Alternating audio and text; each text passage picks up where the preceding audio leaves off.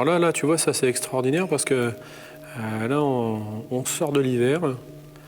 Les vins, ils sont comme nous et ils ont eu froid, ils commencent à se réveiller, et on commence à sentir, à écouter les petits oiseaux qui commencent à chanter. Et ben là, pour le vin, ça va être exactement la même chose. Il va commencer à nous chanter, à nous raconter des belles histoires. Et là, on commence à vibrer avec le vin. Et ça, c'est extraordinaire. Ça, c'est vivant. Ça, c'est la... Super, on est dans le voyage, là. Ça, c'est la vraie vie, ça. Oh, ça fait du bien.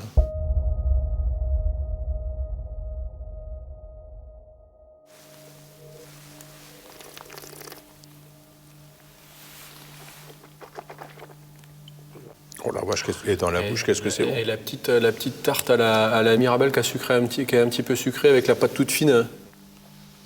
Là, maintenant, on déguste les jus et c'est marrant parce que quand je déguste les vins, je reprends toujours mes notes de dégustation de jus parce que pour moi, ça, c'est important pour être en adéquation à ce que j'ai dégusté.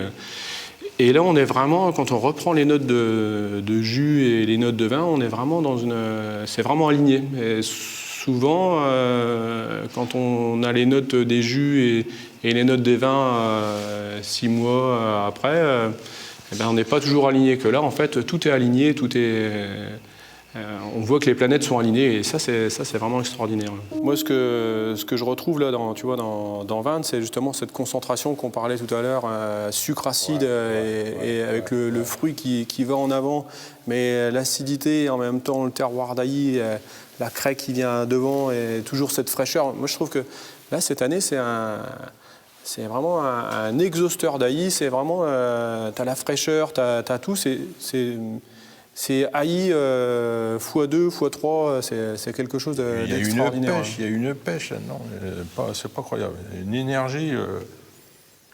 Énergie inside, hein, c'est fou, c'est vraiment ça, quoi. C'est fou, hein.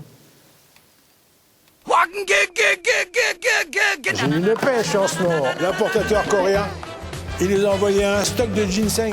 Alors, en poudre, en racines coupées, j'en mets le matin dans le thé, j'en mets le soir dans la camomille. Voilà, t'es verré le matin, alors putain, j'ai une pêche, c'est pas croyable. Oh, j'ai l'impression d'avoir 20 ans, hein. Attention, mesdames et messieurs, dans un instant, on va commencer. C'est-à-dire trop longtemps et pas assez fort. Trop longtemps et pas assez fort, et du coup, en fait, tu as chauffé, mais t'as pas cuit les tanins. Donc en fait, il faut les chauffer tout doucement, et à la fin, une fois qu'ils sont bien chauds, paf, un petit coup, un petit coup pour les cuire. C'est comme la viande. À chaque fois, je fais la métaphore, moi, on cuit les tanins pour que le vin puisse mieux les digérer, mais c'est exactement ça. Il y a quelque chose que j'ai jamais vu de toute ma carrière. C'est quand même particulier. En fait, on a rarement ça. Enfin, moi, j'ai jamais connu ça. À la fois la maturité phénolique plus la concentration. Normalement, c'est antinomique. Normalement, quand il y a la maturité, plus les sucres augmentent, plus l'acidité descend. Et c'est un classique. On sait bien que quand on a concentration, on n'a pas des vins qui se tiennent longtemps. Nous, là, on a eu 15 jours, 3 semaines d'avance, donc des raisins maturité phénolique et la concentration qui vient après. Donc, en fait, on a une concentration aromatique, concentration sucre acide. Ça me fait penser au Grand Tokay, ça me fait penser au Grand Vin d'Egon-Müller, ça me fait penser à des choses comme ça, où on a les deux qui viennent ensemble, quoi.